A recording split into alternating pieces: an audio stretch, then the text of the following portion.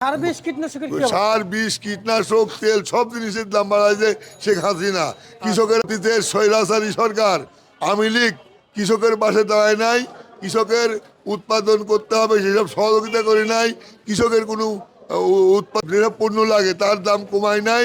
মরহুমা খালেদা জিয়া উনি কৃষি বিপ্লব ঘটাতে চাইছিল দেশে, মানে রাজনৈতিক প্রতিহিংসার কারণে উনি ঘটাতে পারেন। রাজধানীর বাজার থেকে আলু এবং পেঁয়াজ এবং আজকের বাজারে রসুনের দরদাম জানাবো। সরাসরি আমরা যুক্ত হচ্ছি ব্যবসায়ীদের সঙ্গে। এদিকে আমাদের সাথে রয়েছেন ব্যবসায়ী। আসসালামু আলাইকুম। ওয়ালাইকুম আসসালাম। কেমন আছেন? আলহামদুলিল্লাহ। কাকা, আজকে আমি আপনাকে কিছু প্রশ্ন করতে চাই, আসলে কৃষকের বিষয়ে। সবার আগে প্রশ্ন করব, কৃষকের কি মূল্য আছে বাংলাদেশে? আঙ্কেল শুনেন, আমাকে যখন প্রশ্ন করলেন তখন দু একটা কথা বলতে হয়। 54 বছর 9 মাস হয়ে 17 দিন এই দেশ স্বাধীন হয়েছে, বুঝছেন? কিন্তু কৃষকের কোনো ঐক্য নাই, কৃষকের কোনো মূল্যায়ন নাই, কৃষকের কোনো দাম নাই দেশে। একমাত্র অবহেলিত এই দেশে যত রকম পণ্য আছে, যত রকম প্রতিষ্ঠান আছে, একমাত্র অবহেলিত কৃষক। যে কৃষকের মূল্যায়ন করা হয় না। কোনো প্রায় সরকারি কৃষকের মারছে, কৃষকের বুকুবার পা তুলিতেছে, কৃষকের সুচি খাইছে, কৃষকের চিবি খাইছে, কিন্তু আর কৃষকের মূল্যায়ন করি নাই। কৃষকের কথা কেউ শুনি নাই। কৃষকের ঐক্য নাই, কৃষকের ইউনিয়ন নাই, কৃষক কোনো দাবি করতে পারে না। কৃষক এই প্রেস ক্লাবের সম্মুখে আসি আন্দোলন করতে পারে না। কৃষক এই এই আপনার করতে পারে না, ওই যে মানববন্ধন করতে পারে নাই। তাই আজ কৃষক অবহেলিত। তাই আপনার মাধ্যমে বর্তমান যেসব সরকারের ঊর্ধ্বতম কর্মকর্তা আছে যারা আগামী দিনে আসবেন, আমি তাদের উদ্দেশ্যে বলতে চাই, এই দেশের উন্নতি, এই দেশের বিপ্লব ঘটাতে হবে কৃষক দিয়ে। এই দেশের উন্নতি করতে হবে কৃষক দিয়ে। এই দেশে কৃষি বিপ্লব ঘটে দেশের উন্নতি হবে, জাতির উন্নতি হবে, দেশের ভাবমূর্তি বিশ্বর দরবারে উজ্জ্বল হবে। আসুন সবাই মিলে কৃষি বিপ্লব ঘটাই, কৃষকের পাশে দাঁড়াই, কৃষকলি মানববন্ধন করি, কৃষকলি প্রেস ক্লাবের সম্মুখে আন্দোলন করি, কৃষকের সারের দাম কমাই, কৃষকের ভর্তুকি দিয়ে কৃষকের তেলের দাম কমাই। কৃষক যত দেশে উৎপাদন করে এই দেশে উৎপাদন চাহিদা মিটা, বহির্বিশ্বের মাল রপ্তানি করে বিদেশের ডলার আমদানি করতে পারে। এই জন্য আসুন আসুন সবাই মিলে, যত সরকারি উচ্চ পর্যায়ের অফিসার আছে, উচ্চ পর্যায়ের মন্ত্রী মহোদয়, প্রধানমন্ত্রী মহোদয়, যত কেউ আছে, আসুন। অতীতে 54 বছর কৃষকের পাশে কেউ দাঁড়ায় নাই। আমরা আসুন আগামী দিন কৃষকের পাশে দাঁড়াই, কৃষকের সমিতি করে দিই, কৃষকের ইউনিয়ন তৈরি করে দিই, কৃষকের স্বল্প সময়ের মধ্যে লোন দিই, কৃষকের স্বল্প ইন্টারেস্টে লোন দিই। কৃষক বাঁচান, দেশ বাঁচান।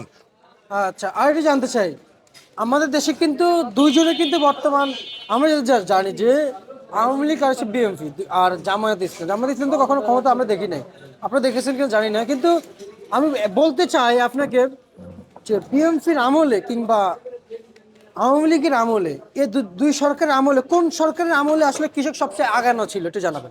একমাত্র শহীদ রাষ্ট্রপতি, উনি কৃষি বিপ্লব ঘটানোর জন্য চায়নার থেকে ধানের বীজ নিয়ে আসি প্রত্যেকটা কৃষকের হাতে তুলি দিয়েছে। 35 মণ করে বিঘা ধান হইতো। আর প্রত্যেকটা লাইনের ধারে ধারে কলার গাছ খান খনন করে কৃষি বিপ্লব ঘটাতে চেয়েছিল। দুর্ভাগ্যের বিষয় আততার হাতে নিহত হয়েছে। আর দ্বিতীয় সরকার খালেদা জিয়া, মরহুমা খালেদা জিয়া, উনি কৃষি বিপ্লব ঘটাতে চাইছিল দেশে, মানে রাজনৈতিক প্রতিহিংসার কারণে উনি ঘটাতে পারি নাই। তার মধ্যেও উনি কৃষি বিপ্লব ঘটা দেশে কখনো খালেদা জিয়ার আমলে, বিএনপির আমলে কোনো পণ্যের দাম, কৃষি পণ্যের দাম আকাশ ছোঁয়া হয় নাই। কৃষকেরা এমন মরণ ফাঁদে পড়ি নাই, কৃষকেরা এইভাবে আত্মনাদ করি নাই, কৃষকেরা এইভাবে মরণপূর্ণ অবস্থায় হই নাই এই খালেদা জিয়ার আমলে। আপনি কিন্তু কাকা, আমি বলে দিই, আপনি কিন্তু কখনো একদিকে যাইতে পারবেন না। আপনি যেটা সত্য এবং যেদিকে যেটা ন্যায্য, আপনি বিএনপি দিকে যাইতে পারবেন না, আওয়ামী লীগের যাইতে পারবেন না। আমি কোনো দল করি না। আমি করি প্যাট নীতি। এরশাদ সরকার কোনো কৃষকের পাশে দাঁড়ায় নাই, কৃষকের একটা টাকার উপকার করি নাই। অতীতের স্বৈরাচারী সরকার আওয়ামী লীগ কৃষকের পাশে দাঁড়ায় নাই, কৃষকের উৎপাদন করতে হবে সেসব সহযোগিতা করে নাই, কৃষকের কোনো উৎপাদন করা যেসব উৎপাদন করতে যেসব পণ্য লাগে, যেসব পণ্য লাগে তার দাম কমায় নাই। সার বিষ কীটনাশকের কি অবস্থা? সার বিষ কীটনাশক তেল সব জিনিসের দাম বাড়াইছে শেখ হাসিনা। কৃষকেরা উৎপাদন করতে গিয়ে মার খাইছে, কৃষি পণ্য যত জিনিস উৎপাদন করতে গেছে তেলের দাম বাড়াইছে, সারের দাম বাড়াইছে, কীটনাশক বিষের দাম বাড়াইছে। আপনার যত রকম পণ্যর দাম উৎপাদন করা কৃষি পণ্য উৎপাদন করবে এইসব সামগ্রীর দাম বাড়াইছে এই অতীতে স্বৈরাচারী সরকার। কিন্তু আচ্ছা, আর একটু জানতে চাই কাকা, আসলে সবচেয়ে বেশি শেখ হাসিনা সরকারের আমলে কিংবা খালেদা জিয়ার আমলে পেঁয়াজ সবচেয়ে বেশি এই দুইজনের ক্ষমতাকালীন কার সময়ে পেঁয়াজ বেশি আবাদ হয়েছে একটু জানাবেন। সবচেয়ে খালেদা জিয়া যে পিরিয়ডে ক্ষমতায় ছিল ওই টাইমে পেঁয়াজ পর্যাপ্ত পরিমাণ উৎপাদন হয়েছে। বছরের চাহিদা ছিল 30 লাখ টন, উনার আমলে 30 লাখ টন 32 লাখ টন করে পেঁয়াজ উৎপাদন হয়েছে। কখনো পেঁয়াজ 100 টাকা হয় নাই, 80 টাকা হয় নাই। স্বৈরাচারী হাসিনা সরকারের আমলে পেঁয়াজ হয়েছিল 19 সালে 220 টাকা করে, আর 2020 সালে হয়েছিল 190 টাকা করে। এই হাসিনা সরকার এই পেঁয়াজের দাম এই আকাশ ছোঁয়া এবং পৃথিবীর মধ্যে এটা হাইলাইট করে গেছে হাসিনা সরকার। এখন আগামী দিন যদি আবার বিএনপি সরকার আসে, কৃষির উপরে নজর দেয়, কৃষকের পাশে দাঁড়ায়, কৃষকের ভুক্তকে দেয়, কৃষি পণ্য উপকরণ, কৃষি উৎপাদন করতে যত উপকরণ, সার বিষ তেল এইরকম যত কৃষি পণ্য আছে এইগুলি উৎপাদন করতে যা যা লাগে, যদি কি এই বিএনপি সরকার ক্ষমতায় এসে যদি কৃষকের পাশে দাঁড়ায় তাহলে কৃষি বিপ্লব ঘটবে, এই দেশের উন্নতি হবে, জাতির উন্নতি হবে, দেশের ভাবমূর্তি বিদেশে উজ্জ্বল হবে এবং এই দেশে যত রকম কৃষি পণ্য আছে উৎপাদন করে চাহিদা মিটা বহির্বিশ্ব রপ্তানি করে বিদেশ থেকে ডলার আমদানি করতে পারবে, সাশ্রয় করতে পারবে। আচ্ছা আচ্ছা কাকা, এদিকে অপরদিকে আমরা যদি বলি, এই আলু নিয়ে কিন্তু সারা বছর ভোগান্তি ছিল কৃষক, এই যে আলু নিয়ে, জি, তাই না?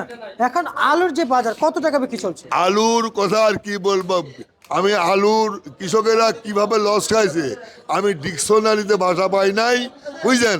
আলু 10 লাখ টন আলু গরু খাইছে, কারণ আলুতে হলে ভিটামিন ডি, গরু খাবা গরুর উপকার হয়েছে এবং কিছুটা আলু রপ্তানি করেছে নেপালে। আর তাছাড়া আলু 5 টাকা 6 টাকা 7 টাকা কেজি গেছে। আলুর কৃষকের দুর্দশা, আলুর কৃষকের আত্মনাদ, আলুর ব্যবসায়িকদের আত্মনাদ আর বলার ভাষা নাই। আচ্ছা, আলু কত চলছে কেজি? আজকে বিক্রি হচ্ছে পুরানটা 7 টাকাতে 9 টাকা, নতুনটা 15 টাকাতে 17 টাকা। আচ্ছা, এই যে যেমন হ্যাঁ, এই পেঁয়াজ বিক্রি হচ্ছে 38 টাকাতে 41 টাকা। আচ্ছা, এই যে মুড়ি কাটা পেঁয়াজ, মুড়িঘাটা পেঁয়াজ 37 টাকাতে 41 টাকা।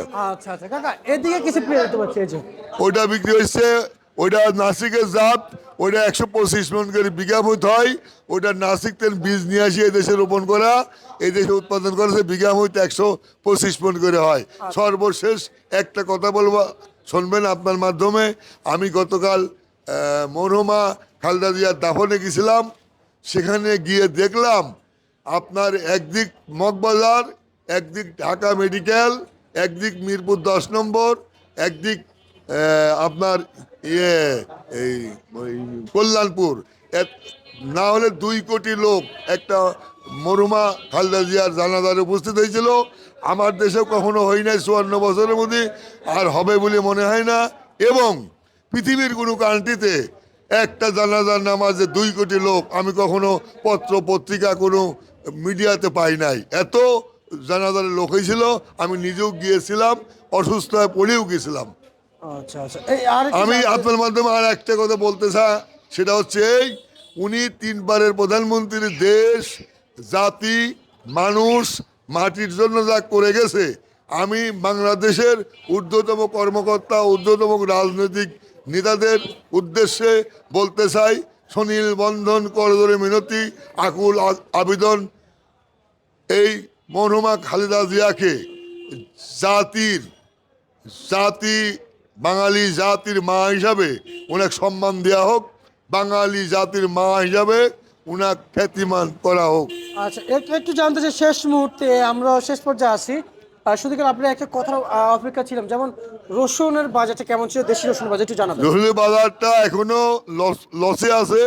রসুন উৎপাদন খরচ 70 থেকে 80 টাকা কেজি, সে বিক্রি হচ্ছে 35 টাকা থেকে 55 টাকা করে। আচ্ছা, আর কি জানতে চাইবো যে যেমন আজকে চলমান বাজারে, জি। আজকে চলমান বাজারে আপনারা যে আদা কত দেখতে পেয়েছেন মার্কেটে? আদা বিক্রি হচ্ছে, আমাদের দেশে আদা খুব কম উৎপাদন হয়। আপনার ভারতীয় আদা এবং চায়না আদা, ভুটানের আদা বিক্রি হচ্ছে 95 টাকা থেকে 115 টাকা।